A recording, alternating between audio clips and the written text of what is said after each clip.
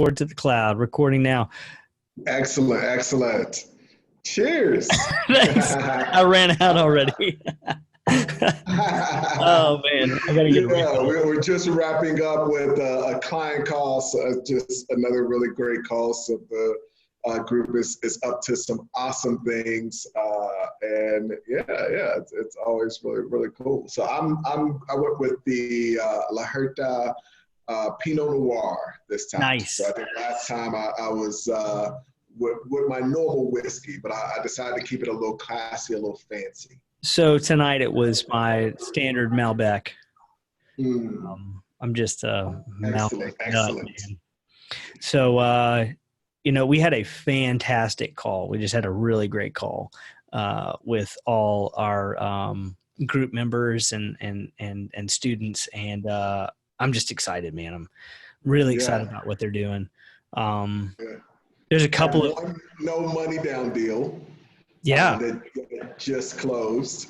Had another deal that was this close to getting done, which was kind of funny. I think it's cool when you have things that come from the past, but it turns out that the seller of this business is somebody I did consulting with who knows how long ago. I've been doing this stuff for 20 years. So it was at some point, and that kind of opened the door for a unique deal with one of the clients. But just some really cool things that are happening. And then one of our guys was, he's built an investor group that he's basically put on, what's he using? I think he's either using Facebook Messenger or a messaging app where he's put them on posts where every 2 weeks he brings deals to them and keeps them interested. They keep a conversation going. He's got a couple of lawyers. One guy's a real estate guy. It's just people that he's been in contact with, and we talk about that. We talk about that a lot. About building your network and I think last time. Investor funnel. And your investor funnel, right? Kind of what he's built out is like finding people that might be interested, being able to section those people off into the ones that are really interested, and then keep those folks engaged while you find the right deal that you're going to have them invest in. So it's just, with all this stuff, it's cool to see people implementing. Yeah, I think implementing. Absolutely. Just doing it, doing the reps and getting out there and putting themselves out there and good things happen, man. And it builds, the interesting thing is that it just builds momentum. I've been presented like several different deals this week that were very unique to me. And about 2 weeks ago, I got, it looks like about 2 private equity firms who are interested in investing with me in my thesis. They love what I'm thinking about offline companies. They're like, hey, we got tons of money, find deals, let's throw it at it. And it happens. And the way I found it was on a podcast like this. I was listening to a podcast like this, and the guy said, hey, just reach out to me. And I did. And I got on a phone call with him, and it was 24 hours after I reached out, we were on the phone.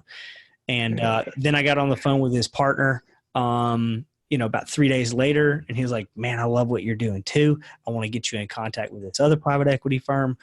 I was just like, this is not happening, So now you got 2 different private equity firms that are looking to invest. It's just that whole thing, when you're telling about it, I'm like, it's just beautiful. It's so beautiful. I think the other thing too is, one of the things we talked about in today's call is the huge opportunity that exists with offline businesses that I think a lot of people are overlooking. And, it's exciting. There's a reason that internet deals are becoming so expensive. But, at the end of the day, there are some cool, I just, sometimes I browse just in random cities all over the U.S. just to see what's on the market, what's selling, what are the multiples, what industries are coming to market at the higher multiples, what's coming to market lower. And just across the board. While the internet multiples are going up, the offline multiples are coming down, and you've got more options to finance those offline deals. So Yeah. just a ton of opportunities there. And so I think that's one of the reasons that these private equity funds, like, okay, we know everybody's going after internet deals. Like, you're doing some offline stuff. Like, let's work together. Let's do something. You know, when you find somebody that thinks the same way you do, and sees the same opportunity, you got to jump. And and I want you to talk about. I want to talk real quick about like what I was talking about, the coming baby boomer tsunami. Real quick, Yeah. I want you to talk about the reason why these internet deals are going up. You know, why are the multiples going up? Why are why are the multiples coming down on the offline businesses, and why are the multiples going up on online? So, real quick. One of the things that I have talked about quite a bit in the past is a benefit. It's a huge benefit to internet businesses, is the fact that when you are a seller, you've got an asset that is as close to stocks as a private equity business can be. Yes. Because you can sell this to anyone in the world. You can transfer it to them easily. The skill sets can be learned by somebody. It's not like you need to be an engineer. It's not like you're buying a medical practice. You need to be a doctor. It's not like you're buying a financial advisory firm. You've got to have these licenses. So a lot of the headaches that come with doing an offline business aren't there. So you've got this asset that's easily transferable. Now, the downside to that on the buyer's end is that when that seller is coming to market and they can sell to anyone in the world, guess who you're competing with as the buyer? Everyone else in the world. Everybody else in the world. That creates a lot tougher market where it makes it a lot tougher to get really great deals, to come up with deal structures that are really exciting. And most importantly, it increases the price of those deals because you have so many people that also want an asset that they can sell, that they can easily get and sell to anybody. So that is a market dynamic that is highly in favor of the seller and works against the buyer. At the same time that you have this new thing coming to market, you've got more offline businesses that are coming to market. So now you have offline businesses where it's not as scalable, it's not as easily transferable, and you've got more of them coming to market, and people are like, okay, why would I buy this? I can go buy this internet business. And we're seeing it. I think you saw a deal where the multiple was over 4. We're looking at a deal today that should have been no more than a 2 multiple deal. Yeah. It's 3. So we're seeing these multiples go up, in some cases for deals that really shouldn't be sold at all. And it's because they're internet businesses. Meanwhile, there's this high supply of offline businesses, and you're going to talk a little bit about the baby boomers. Yeah. There's this high supply of those coming to market, and all the buyers are kind of looking at, now basically there's more coming to market, but they've also got to compete with this whole new asset class that 20 years ago didn't even exist. So there's the same number of the offline businesses, and now they're also competing with these internet businesses. So it's an interesting market dynamic that I think creates a unique opportunity for those folks that are interested in doing offline deals. And I think some of the things that you're working on is a great way to be able to get into those deals. Yeah, I agree, Ace. I mean, when I came in 2015, SaaS businesses were selling at a 3 multiple, and I thought that was high. And now we're looking 4s, 5s, even higher. For reoccurring monthly revenue, which is huge. I mean, we understand that reoccurring monthly revenue is super valuable, but offline businesses can have that too, folks. So the opportunity is to take your business that's offline and give it some online characteristics, transfer some of the revenue online or expand it online. So, but the reason we're talking about this, and Ace and I, Ace has been very involved in both offline and online. And right now he's still managing his private equity fund, which has online businesses. But we talked about, what was it, about 2 months ago, 3 months ago, like really the opportunity is in the offline space. And Yeah. the reason for that, folks, is because what is called the baby boomer tsunami, a business tsunami, what's been termed as that. And basically these baby boomers own about half of the businesses or small businesses in the United States, which is about 12 million. So over the next 10 to 20 years, these baby boomers are going to want to retire. They thought they had an asset that was sellable. They thought they had an asset that they could cash out. They've been rolling their money back into this business, hoping that they could sell it at the end and be able to cash out. And what's happening is it's kind of like the stock market. You can do well if you retire and cash out at the top. But if you have to cash out at the bottom for some reason, you're not going to do well. And so over the next 10 to 20 years, the supply is going to be going up and the price is going to go down because the supply is so huge and everybody's throwing money at online businesses and nobody's throwing money at offline. You've got online brokers who don't return calls because they have so many calls, people Yeah. just dying to throw the money. But then I've got a broker who is dealing with an offline plumbing company who is desperately trying to get me on the phone with the seller. Even though I told him I wasn't interested, he is still hitting me up. They're desperate, folks. What's that mean? So whenever you get a broker or somebody who's representing a business or a business owner that is that desperate, that means terms. Think terms. You're going to be able to get the terms that you want. You can make them happy because they'll be happy with pretty much anything. And then you're going to be happy too because you got great terms. So Yeah. over the next 10 to 20 years, we're looking at about 300,000 or more businesses coming on the market per year.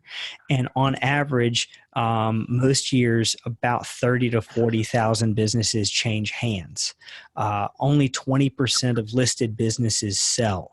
And that's not even counting the businesses that didn't get listed and were just closed down because the owner either didn't want to deal with the hassle, didn't know how to sell a business, got tired of it or whatever. There's a huge opportunity out there. So don't discount the offline side because now is the time. The next 10 to 20 years, you could build a whole career off this, Ace. This is you starting back with Cool Wall Street 20 years ago. You can build a whole career over the next 10 to 20 years building a massive portfolio of baby boomer businesses that these baby boomers have been investing in for 30 years. And they're perfectly fine. They're perfectly fine businesses. They're not struggling assets. We don't need to do leverage buyouts. There's no reason to do leverage buyouts when you've got people willing to give you no money down. There's just no, there, there's no reason to do a leverage buyout. Why risk all that and do all that work when you can just buy a business that cash flows from the very beginning? So, folks, that's what we're here to talk to you about is, market trends, what we see, where we see the opportunity, how we can help you, and the way we see things. Thanks. Yeah, and I'll just end it with a quick story that I've talked about on the YouTube channel before, but it really made it sink in for me because I knew what you were saying was the case. But, this is when I had bought a tanning salon. I think that was the first salon I bought. And when I bought it, it was in a shopping center. So I went to the other businesses and introduced myself and, told them I was new owner, blah, blah, blah. And we actually had a business right next door that was a retail store, and had gone in, introduced myself to the owner, older lady in her 60s, and told her I bought the business next door. So really nice. And it was a very beneficial relationship. We had people that would come, maybe their bed wasn't ready, they could go shop at her store. Sometimes we would come and shop and then come to our place. So it was a great relationship. So after this, I ended up buying some other salons. So I was kind of, sharing time between them. And I remember, like, I can still see the sign. I pull up to the shopping center one day, and I see store closing sign on her store. So I go into the salon, like, what's going on next door? Is everything okay? Why is she closing the store? It's like, I don't know. That sign's been up there for a few weeks, and she's been selling everything. I've got some great deals on some stuff. So I go in and I ask her, I'm like, hey, what's going on? The store's almost empty. I'm like, why are you closing? Like, is business not going? Was business not going well? And she was like, no, I just decided to retire. And I was like, oh, okay, well, I hate to see you close. Like, I wonder, how was business before you decided to close? And she was like, oh, it was great. We had really great sales, and, had a great income. It was still making money. I just decided, it was time to retire. And I asked her, I'm like, well, why didn't you decide to try to sell it? And she was like, well, who would want to buy my business? And like, you know that I bought the business next door. So this is some of the thoughts. Like, sometimes they are thinking that they have a sellable asset, but other times it's just like, hey, like, I've made $100,000 a year off of this business. I've saved. I'm ready to retire. It's time to close the business. So right. You're so right. And so this is some of the mentality that you can go in and, I hate it. I've missed that because I like what you're talking about. In some of these deals, there's no reason to limit buyout. I could have just given her a little bit of money for inventory, and that's what she got. She would have been happy to walk away. Would have been less work than her trying to sell and clean up everything. I would have saved her some work and had a business that was making low six figures. So that's what the opportunity is here, and just to illustrate kind of some of the things that are out there as opportunities for us. Yeah, man. Hey, I want to, before we end, and because of me listening to that podcast and getting that opportunity, they talked about how they could get in touch with us. For me, you can email me at sam@dealmakersinstitute.com. You can join our Business Buying Mastery Facebook group, which is free. It's a private group. And then you can get Ace. You hit him up on YouTube, and then search him on iTunes. He's got tons and tons of podcasts. Anywhere else, Ace, that you want to? Instagram is great at ace.chapman. Feel free to email. I get a ton of emails, so I can't say that you're probably better off for email hitting Sam. But check out the channel. And as we do more of these, let us know what you're interested in learning about. One of the things that we want to do is make sure that we're talking about things that are going to help you where you are right now in your journey. So be sure to comment, send messages below, and let us know what we can cover that you're interested in. And subscribe. Hit the button, subscribe, and the bell. So always great with you, Ace. Can't wait for the next one, man. This has been great. Awesome. Have a good night. You too.